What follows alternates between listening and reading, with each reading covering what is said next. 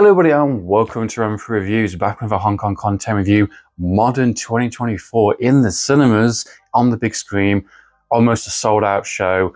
Soi Cheang's Twilight of the Warriors walled in. Oh my fucking god. Straight into this one, guys. This got released in the UK yesterday on the 24th of May 2024, and it is making big waves at the moment, and it is an incredible film. Good timingly, I suppose. I have checked out some of his other previous films from the director and some of his films prior, like Limbo and Mad Fate, Accidents. If you want to check out any of those previous reviews, guys, and get a bit of like an idea of what I think of this director and his previous filmography, there will be links on the channel below in the description also.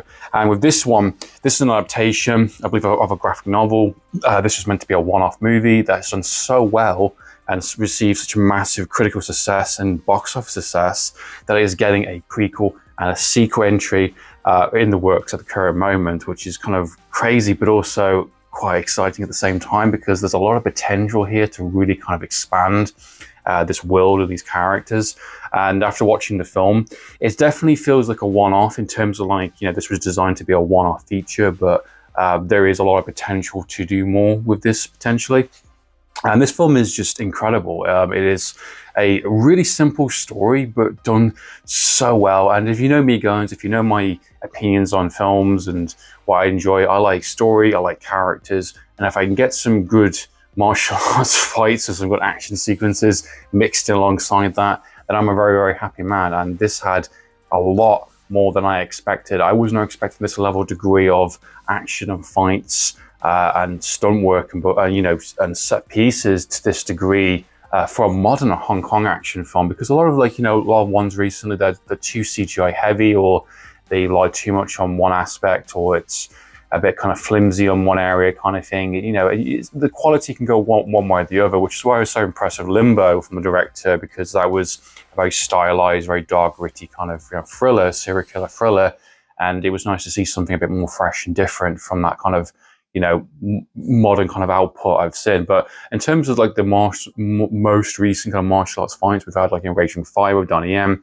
he seems to be trying to bring this kind of, you know, this new wave of kind of movies back to the big screen, and he's doing that with his various kind of projects in the works. And this is extremely impressive. Louis Koo's in this film. Summer Hung does a cameo as well, like an extended cameo. An all-star cast of really new, fresh talent characters, and it's brilliant. It's absolutely brilliant. And the storyline for Twilight Warriors Walled In basically follows our main leading character, which is an immigrant who comes in, basically does a number of fights and some number of shady deals, doesn't want to work with the tryouts, which is Summer Hung's character. He basically wants to get an official Hong Kong ID, gets screwed over, ends up kind of, you know, sheltering himself in the walled-in kind of city. It's almost like Mega City 1 Dread kind of location, and he kind of gets wrapped up in this kind of conflict. Louis Koo is this kind of barber, this kind of like someone who's bit of a dark past, someone who's done something to basically seal his kind of, you know, I don't know, turf, I suppose, in the walled-in city, something he did a long time ago, to basically make him known and respected. And this kind of, this whole idea of this old school kind of, you know, martial artists, you know, there's all these people have been through kind of like this turf war, this really nasty kind of vengeance kind of, you know, scenario that happened, you know, within the 60s, I believe. I mean, I believe it because this film is within the 1980s, so it's a bit of like a time difference gone past. And he kind of found shelter within, you know, Louis Koo's kind of turf, and he basically helps him, you know, puts him to work, you know, shelters him and gives him a bit of like honor and respect, essentially.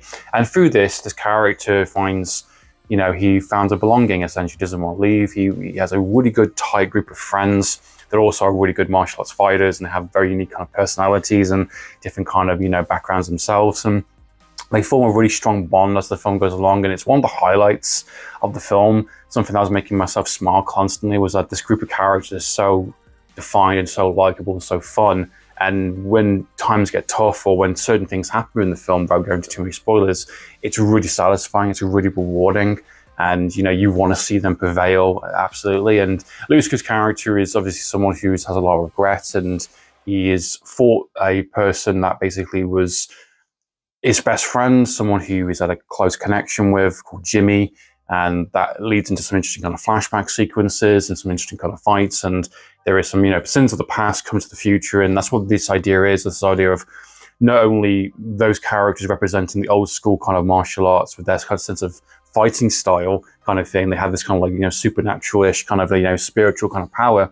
But it's also old school versus new school, and how the new school want to take over with their sense of fighting. There's different levels of kind of, you know, martial art fights in this, which I really do appreciate, especially with one of the main bad guys having this kind of, you know, the Monkey King untouchable kind of ability, this idea of like, you know, no sword can touch me or hurt me, and something that was represented and shown within the spiritual box that I watched not too long ago, where the character is kind of imitating that kind of character, and that's really interesting, and kind of got mad, you know, Tai Chi master kind of vibes with the, you know, mixing with the kind of the elements and the kind of the spiritual kind of plane to kind of get yourself to be more stronger, and I like that kind of stuff. It's interesting. It's really well kind of presented in the film, and through this, you get like a really interesting kind of, you know, mythology-based movie. There's a lot of tension in the film.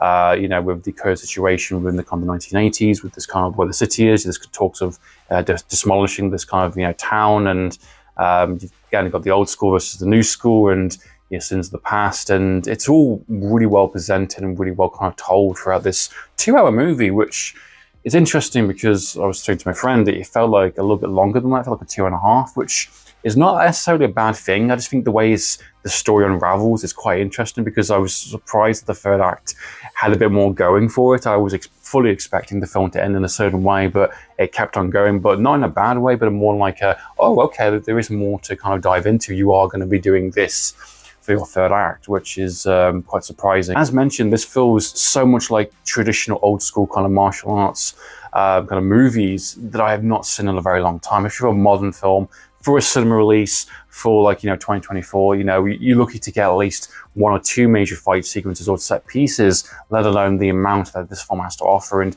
it is relentless. It is absolutely bonkers. So many different types of set pieces and ideas. So many themes are woven into the kind of the martial art kind of fight sequences. There's some truly crazy, awesome sequences in this film.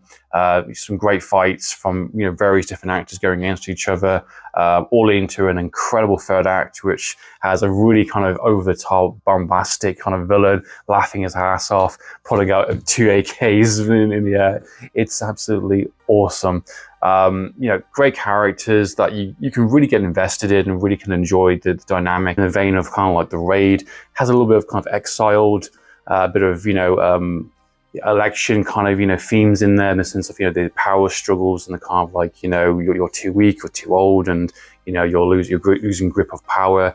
You know, the characters and the way they're presented is so interesting within the kind of the mythology in the world. It's a really compelling story, and it's a really kind of engaging storyline, and with a rich mythology, which I can definitely tell them wanted to explore within the prequel, because there's a lot of room there to explore within how the warden kind of got started. You can explore more Louis Ku's character, and the eventual sequel that can explore the kind of the final days of the warden kind of city, being the fact he does mention about this kind of like, you know, closing down in the kind of late kind of, you know, 90s. If you have the opportunity to go and see this film in the big screen in the cinemas, please go and check it out. It's a very reasonable price for a ticket. Go support the film. You're going to have an absolute blast. And hopefully, my friends in the US and beyond, be patient. It will come your way very, very soon, hopefully. So what are your thoughts and opinions on Twilight of the Warriors Walled In? Please comment down below. What are your thoughts on potential prequel and sequel ideas? What do you think they might go with the storyline?